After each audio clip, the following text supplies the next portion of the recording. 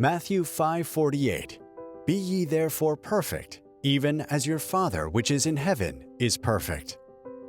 We now have the Mormon Mann sharing with new converts to the Church of Jesus Christ of Latter-day Saints his experience and knowledge on the special path to achieving this required mortal perfection.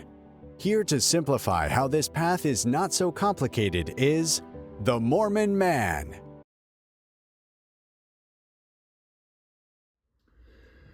Welcome to my Mormon Man YouTube channel.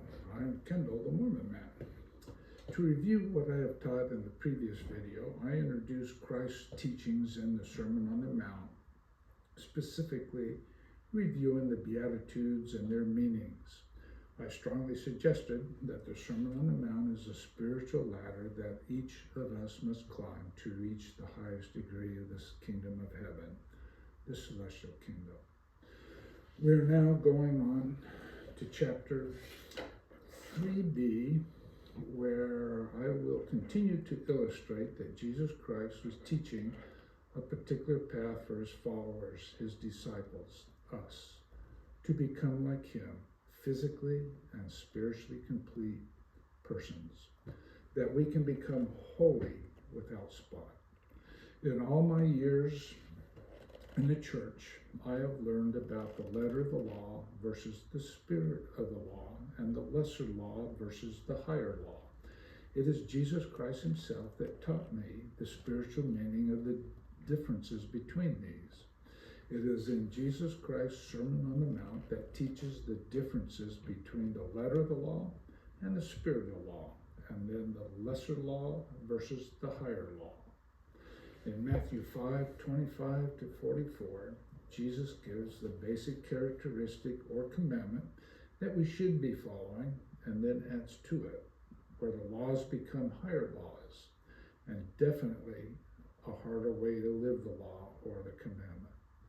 I distinguish his guidance as the first basic way as being the lesser law or the letter of the law. The harder way to live his commandments are the higher or the spirit of the law. Question: does choosing to live the letter of the law instead of going for the spirit or the higher law make a difference in which kingdom we will receive after judgment? Just a thought. The first example, Matthew 5:21. You have heard that it was said by them of old time that thou shalt not kill, and whoever shall kill shall be in danger of the judgment, the lesser or the letter of the law. But I say unto you that whosoever is angry with his brother without a cause shall be in danger of judgment. This is the higher or spirit of the law. Joseph Smith translation, Matthew 5:24, does not contain the phrase without a cause. So Joseph Smith New Translation of the Bible, Matthew 5:24, it states, but I say unto you that whosoever is angry with his brother shall be in danger of his judgment. Elder Lynn G. Robbins of the 70 referred to these verses when teaching the importance of eliminating anger from our lives. A cunning part of Satan's strategy is to disassociate anger from agency, making us believe that we are victims of an emotion that we cannot control. The Lord expects us to make the choice not to become angry. When the Lord eliminates the phrase without a cause, he leaves us without an excuse. Anger is a yielding to Satan's influence by surrendering our self-control. It is the thought sin that leads to hostile feelings or behavior. Understanding the disconnect between the agency and the anger is the first step in eliminating it from our lives. President Thomas S. Monson reminded us that we can choose not to become angry. To be angry is to yield to the influence of Satan. No one can make us angry. It is our choice. If we desire to have a proper spirit with us at all times, we must choose to refrain from being angry. I testify such is possible. We are all susceptible to those feelings which, if left unchecked, can lead to anger. We experience displeasure or irritation or antagonism, and if we so choose, we lose our temper and become angry with others. Ironically, those others are often members of our own families, the people we really love the most. May we make a conscious decision each time such a decision must be made to refrain from anger. The second example, Matthew 5:22, and whosoever shall say to his brother, Raca, shall be in danger of the council. This is the lesser or letter of the law. But whosoever shall say, thou fool, shall be in danger of hellfire. This is the higher or spirit of the law.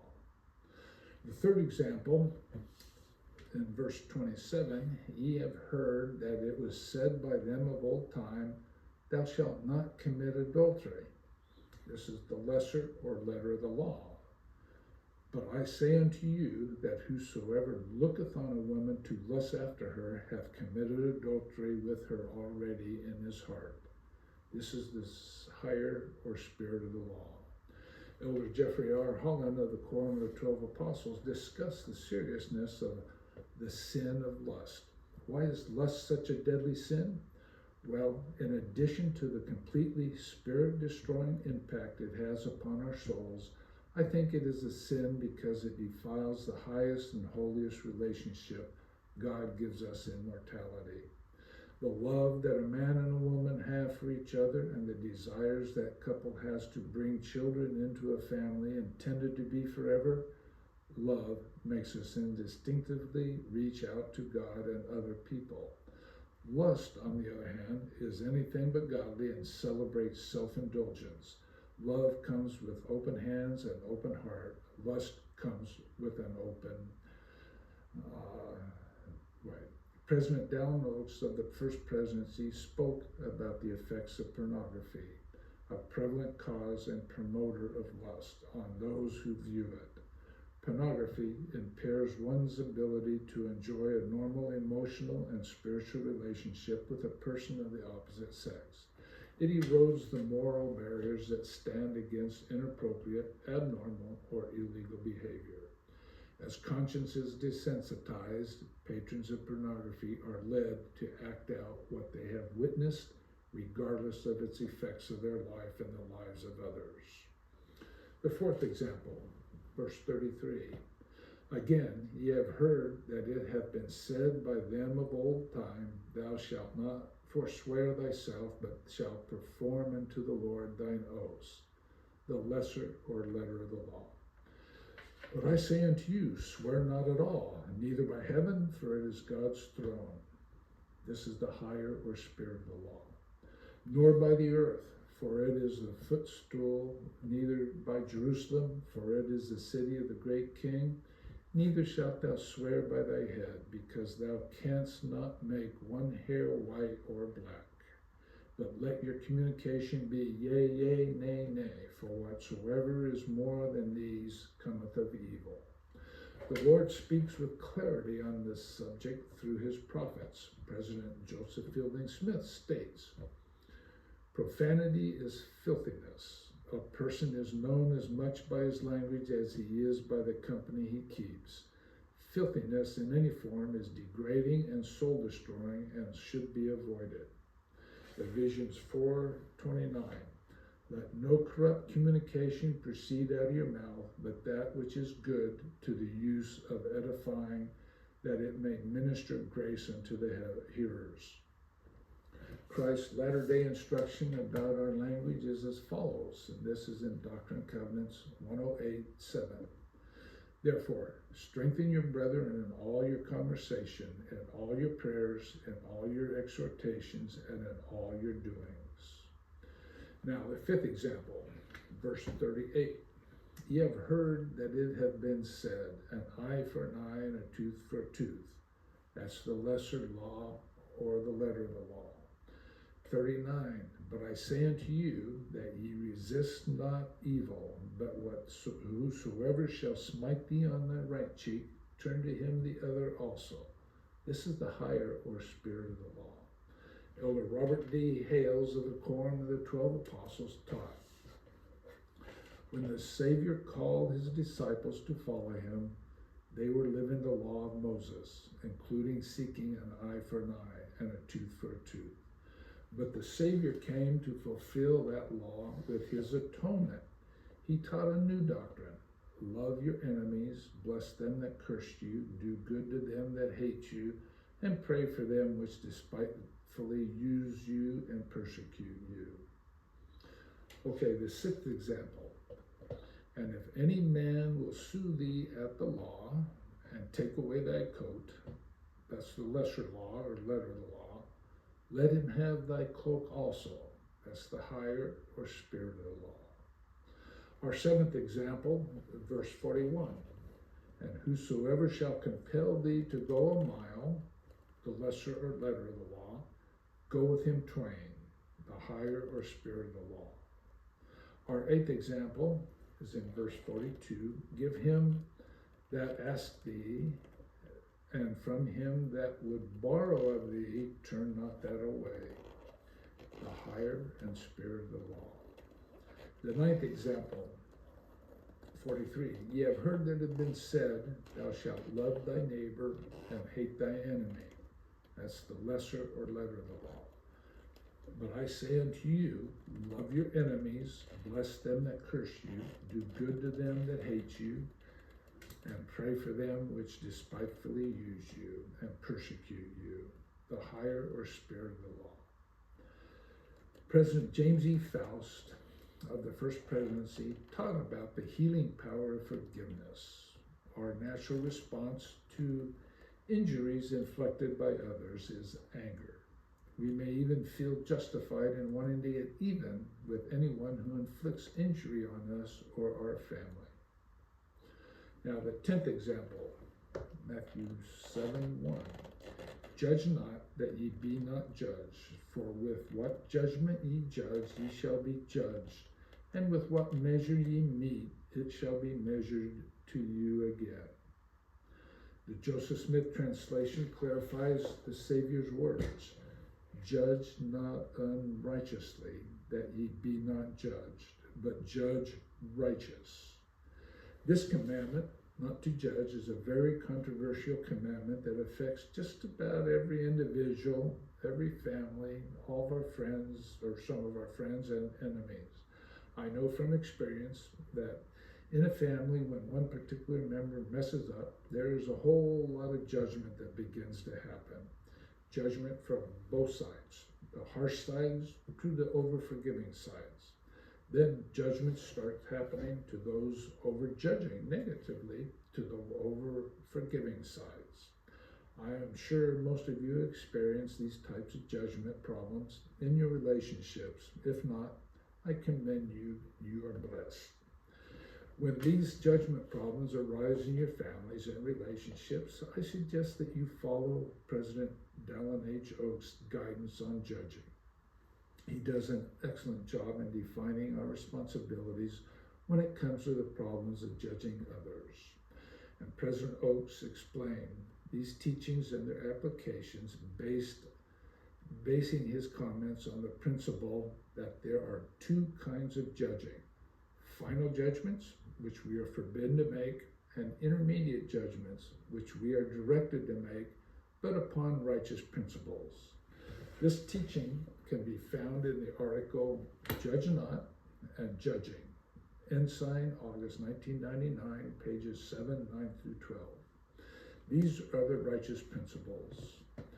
First, a righteous judgment must by definition be intermediate. It will refrain from declaring that a person has been assured of exaltation or from dismissing a person as being irrevocably bound for hellfire. It will refrain from declaring that a person has forfeited all opportunity for exaltation or even all opportunity for a useful role in the work of the Lord. The gospel is a gospel of hope, and none of us is authorized to deny the power of the atonement to bring about the cleansing of the individual's sins, forgiveness, and the reformation of life on appropriate conditions. Second, A righteous judgment will be guided by the Spirit of the Lord, not by anger, revenge, jealousy, or self-interest. Third, to be righteous, an intermediate judgment must be within our stewardship. We should not presume to exercise or act upon judgments that are outside our personal responsibilities. Fourth, we should, if possible, refrain from judging until we have adequate knowledge of the facts. This is one that affects many people. They make their condemning judgments before they obtain all of the facts. This is not cool. The fifth one. The fifth principle of a righteous intermediate judgment is that whenever possible, we will refrain from judging people and only judge situations. We can set and act upon high standards for ourselves or our homes without condemning those who do otherwise. As a high school teacher, I learned real quick, you do not attack the person, you confront the behavior. Attacking the person will almost always destroy that relationship. In family and friends and other relationships, it is best to confront and try to correct the behavior. And when that is done, you can put your arm around him and say, job well done. Okay, 6. Forgiveness is a companion principle to this commandment. In modern revelation, the Lord has declared, I, the Lord, will forgive whom I will forgive, but of you it is required to forgive all men. 7th, a final ingredient or principle of a righteous judgment is that it will apply righteous standards. President Oaks really did a great job clarifying our responsibilities when it comes to judging others. In ending my teachings on Jesus Christ's ladder to the celestial kingdom, the Sermon on the Mount, I leave you with this final commandment. Matthew 5:48. Be ye therefore perfect, even as your Father which is in heaven is perfect. Jesus Christ is very clear here. Now, I would like to make a book recommendation for you. I recommend that you obtain and read Gerald N. Lunn's 3-book series entitled The Kingdom and the Crown. This is a wonderful book where Gerald Lunn gives a non-denominational view of the life of Christ, his ministry, his crucifixion, and resurrection. Having just discussed the Sermon on the Mount, Gerald Lunn brings such a great perspective as to what is going on during that time. It is a perspective of the Jews, the Romans, and the Zealots. After reading the Kingdom and the Crown series, I understood why, after Christ being so loving and forgiving, that the Jews hated him and actually crucified him. Again, I recommend that you read the Kingdom and the Crown series. You will grow closer to Christ by doing so. Another recommended read is the conference talk from Ezra Taft Benson. It's entitled, What Manner of Men Ought We to Be? October 1983 General Conference.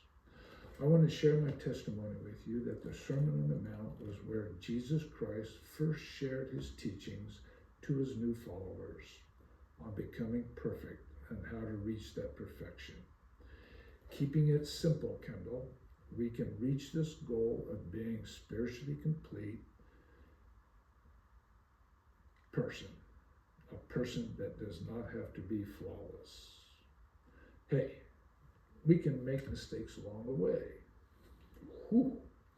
I must be honest though, for those of us seeking exaltation in the celestial kingdom, Jesus Christ increased his expectations for us. We are now having to live a higher law.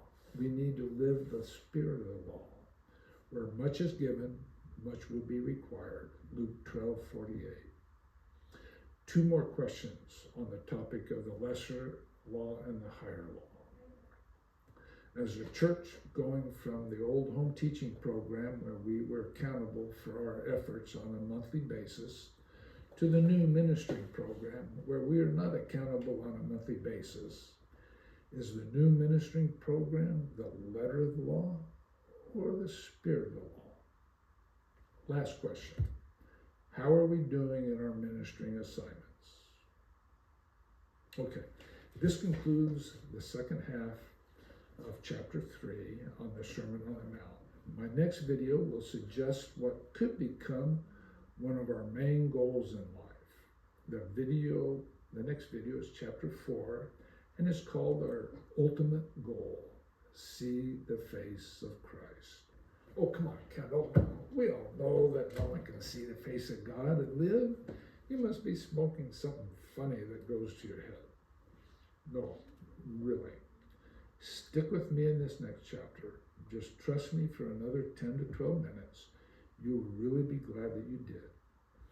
I will reveal to you through scriptures that it is a possibility for us, regular Johns, or maybe I better not use that name, us regular Joes and Janes to see the face of Christ.